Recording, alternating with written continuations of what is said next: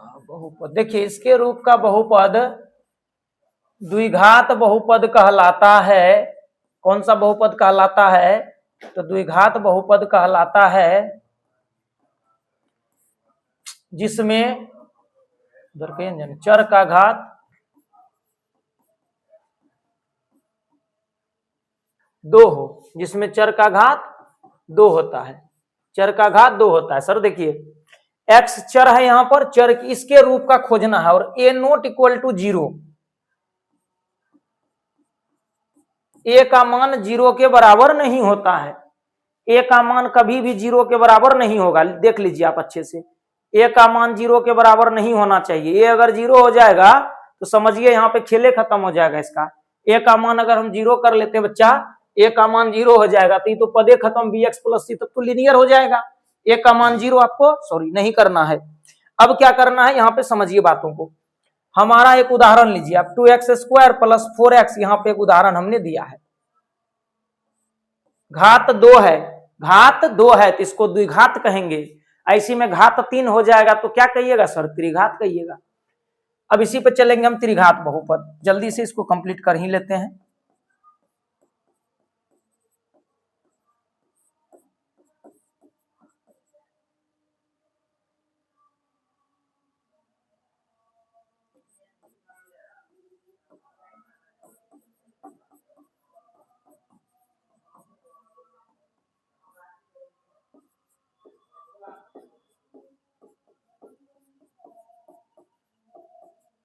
चलिए sir,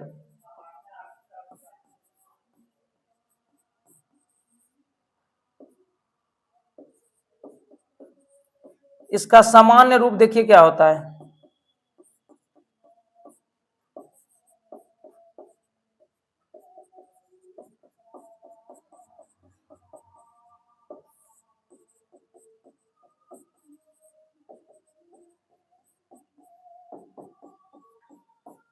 A not equal to 0, A not equal to 0, A कभी भी 0 नहीं होगा।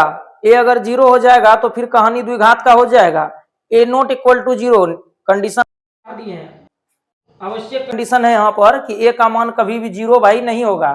ए का मान 0 हो जाए तो कहानी गड़बड़ा जाएगा। समझ रहे बात? ए का मान हो जाएगा तो कहानी खराब हो जाएगा। ए 0 होगा तो खेल खत्म इसका, तो फिर द्विघात बन जाएगा। इस तरीके का उदाहरण भी आपको दे देते हैं। देखिए वहां पर 3 प्लस 1, घात 3 है, घात रहता है कपार पर, घात रहता है कपार पर, घात 3 है तो त्रिघात बहुपद, घात 2 है तो द्विघात बहुपद, घात 1 है तो रैखिक। समझ में आई बात? चलिए फटाफट जल्दी से जुड़ जाइए जितने भी बच्चे हैं और इसको पूरा देखिएगा, ठीक है। और द्विघात पढ़ने के बाद आपको ये द्विघात बहुपद करवा दिए, त्रिघात भी करवा दिए। इसके बाद हम चैप्टर पे चलेंगे, सवाल को देखेंगे, ठीक है, कि आप कितना सवाल को कर पाते हैं अच्छे से। फटाफट जल्दी से लाइव आ जाइए, जुड़ जाइए जो लाइव में है। बाकी जिनको वीडियो मिलेगा अपना बाद में देख लेंगे, ठीक है। तो चलिए खटाखट देखते हैं हम लोग क्या है इसका सवाल।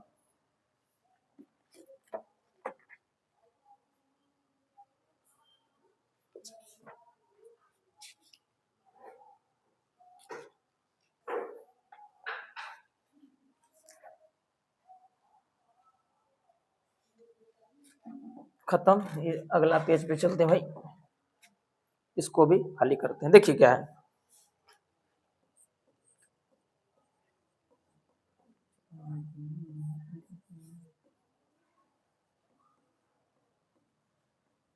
बहुपद के शून्यक। आप अच्छे से कॉपी में लिखेंगे बहुपद के शून्यक।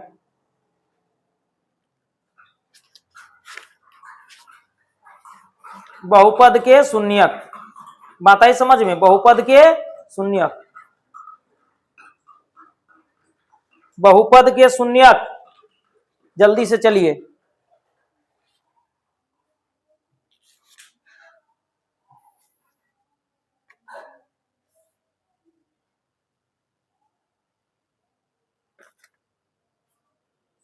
मान लीजिए कोई बहुपद px, px के लिए संख्या हम a लेते हैं, है ना।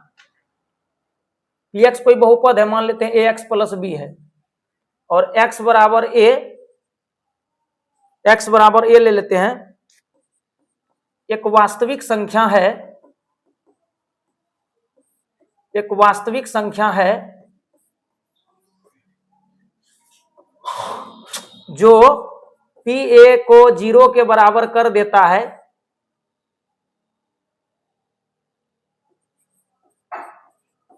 कर दे, उसे शून्यक कहते हैं। बहुत अच्छा, आपको साधारण शब्दों में समझाते हैं, समझाने का प्रयास करते हैं, थोड़ा सा 9th क्लास में ले चलेंगे। शून्यक चर का बहुपद में चर का वह मान होगा जो इसमें रख देंगे तो इसको क्या कर देगा, शून्य कर देगा। जो मान शून्य कर दे उसको क्या कहते हैं, शून्यक कहते हैं। हम लोग क्या कहते हैं भाई, शून्यक कहते हैं। कैसे, तो एक उदाहरण लेते हैं। 2x + 4 ये बहुपद है, इसको 0 के बराबर कर देंगे सर। किसके बराबर,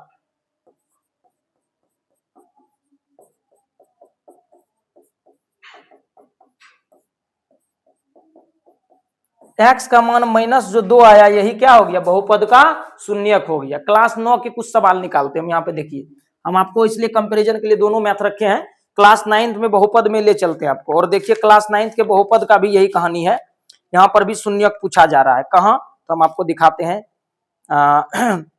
ये देखिए, एक्सरसाइज 2.2 में अगर आप चलेंगे और यहाँ पर देखेंगे 2.2 का ही चैप्टर है बहुपद, और यहाँ पर आपको एक शून्यक निकालने के लिए दिया जा रहा है। सेम सवाल है, जो बच्चे क्लास 9th पढ़े होंगे उनको आसानी से समझ में आ जाती है बात। कैसे, तो अभी देखते हैं हम, एक बार हम समझाने का प्रयास करते। देखिए,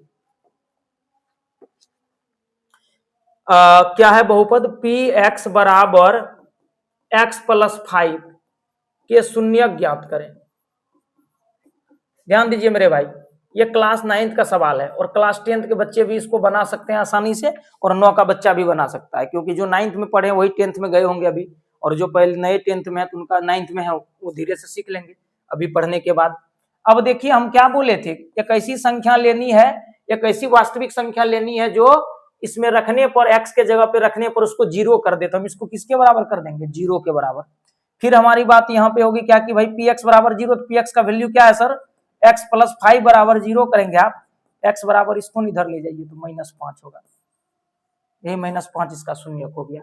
टेस्ट भी करना है तो आप कर सकते हैं। यहाँ पे रखिए, x के जगह रख दीजिए -5, और यहाँ पर रख दीजिए जो बहुपद है -5 + 5, क्या देगा सर, -5। जैसे आप इसमें रखे तो 0 दे दिया। तो यही हमारा बहुपद है। Thank you. अगर